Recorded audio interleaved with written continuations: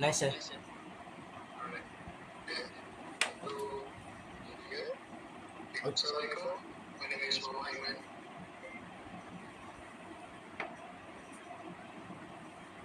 You know, introduction. Hello, my name is Amirul. So, this is our assignment two. We choose artificial sweetener. So, what is artificial sweetener? So, artificial sweetener is basically a synthetic substitute for sugar that can be put into food and beverages, sweetening them without the calories of real sugar. So usually, only a small amount is typically needed. So, such as sweeteners are only in diet or sugar-free products because they're usually advised for diabetics. The long-term effects of artificial sweetener remains under microscope of scientific inquiry and to be continuing research. So, what is non-nutritional sweetener? So, they are also known as high-intensity sweeteners or compound that provides a sweet taste similar or great than the sucrose, which is table sugar. The substance are include sugar substitute in a variety of food beverages. So particularly it's sugar-free due to the minimal impact of blood glucose and insulin levels. And for example, that contains non-sweeteners on our daily life is beverages like diet sodas, diet coke, and diet Pepsi, sugar-free iced tea and lemonade, flavored waters and energy drinks. For packaged foods, usually they will label it as sugar-free candies or chocolate, low calories, sugar-free and protein bars and shakes. Those are one of the few packages food that contains non-nutritional sweeteners. So the characteristics of non-nutritional sweeteners, they can contribute to biological sweetness sensation without increasing energy intake, which is basically you get the similar effect but without the decreasing of calories. They don't decrease in incidence in dental caries and may prevent cavities. They do not affect blood sugars. They decrease in terms of calories in food and etc. They also may influence outcomes in those with diabetes by improving glycemic control and weight management. And they can also help manage sugars in your diet, therefore lowering the number of calories. So for the characteristics, low to or zero calories. This sweetness provides little to no energy. High sweetness intensity, most often is about 2,000 of times sweeter than sugar. So only small amount is needed. They do not raise blood sugar levels. They significantly do not impact blood glucose or insulin levels. It's beneficial for people with diabetics. Um, Moving on, heat stability by varies. Some are stable at high temperature, like sucralose, making them suitable for cooking and baking, while others need base heat. And for the most obvious one is basically a long shelf life, mostly chemical stable and have a long shelf life. And moving on, we can see the benefits of non-nutritional sweeteners. The first one is weight management because it contains few or no calories. It can help reduce overall calories intake, supporting weight loss and good fats. Blood sugar control, as was stated in the first two slides. They do not raise blood glucose or insulin levels, making them perfect for people who have diabetics. Dental health, so unlike sugar, they do not promote tooth decay as they are not fermentable by oral bacteria. Lower risk of metabolic disease. So this is when you replace sugar. They may help reduce the risk of obesity-related conditions like type 2 diabetics and heart disease.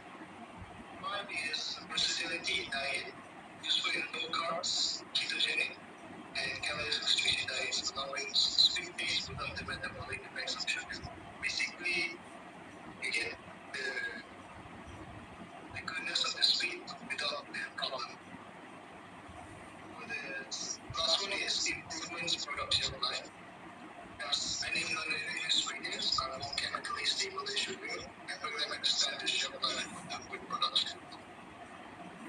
So these are the examples, as per se, the beverages we can see on our daily life and also the food. So this is the chemical properties of the sugar. This is as pertain, it's basically a methylene ester of peptide composed of aspartic acid, and finally they contain 14 carbon, 18 hydrogen, 2 nitrogen, and 5 oxygen. The second one is sucralose. They contain 12 carbon, 19 hydrogen, 3 Cl, and 8 oxygen. They are also 600 times sweeter than sucrose. So moving on, we have the saccharine, basically a benzoyl-like compound that is 300 to 400 times sweeter than sucrose. They have 7 carbon, 5 hydrogen, NO3, and S. The last one is acesulfame potassium, which is approximately 200 times sweeter than sucrose. It is also heat stable and frequently used in combination with other sweeteners to enhance sweetness. They contain 4 carbon, 4 hydrogen, K and O, 4 and S. Right. Okay, so I'm going to talk about the nutritive sweetener. Nutritive sweeteners are sweeteners that usually contain energy when expressed or consumed, and are carbohydrates generally metabolized by the body to liberate assimilable energy. Naturally, these are the kinds of sweeteners one would expect to find in many naturally occurring foods or added to processed food. Next, common example of nutritive sweeteners: sucrose, which is table sugar; fructose, which is from fruit sugar; glucose from dextrose; lactose, milk sugar; maltose, malt sugar; high fructose, corn syrup; honey, and molasses. Next, the characteristic is they generally provide about 4 calories per gram, except for sugar alcohols, which are lower. They can affect blood sugar levels, and they are also used not just for sweetness but also for texture, moisture retention, and preservation in foods. So, the benefit of nutritive sweetener: provide quick energy. Nutritive sweeteners are a source of carbohydrates that are converted by the body into glucose. Second one is enhance taste and palate. They elevate the flavor, texture, and mouthful of foods, make certain nutrient-laden foods like oats or yogurt. Third, preservation.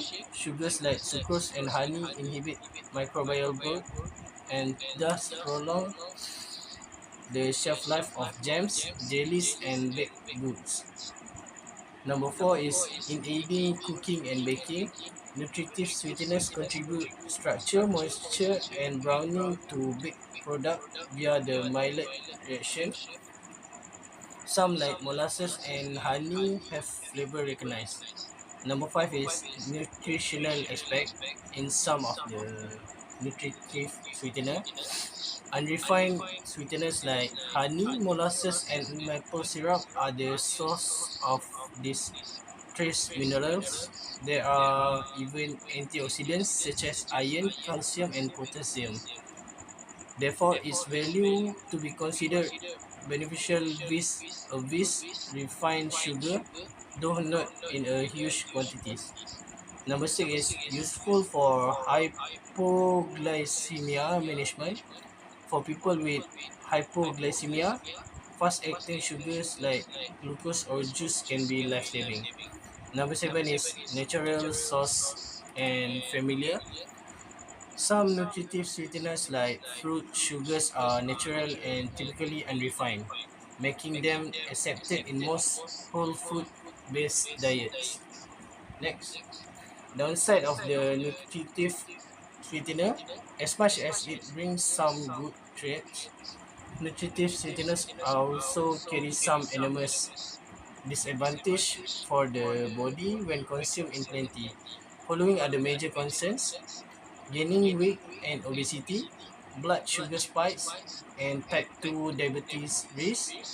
Number 3 is cavities, increased risks of heart disease, fatty liver disease, low value nutrition, addictive alike eating behavior, and the last one is digestive issue. And that's it from us. That's it. Thank you. Thank you.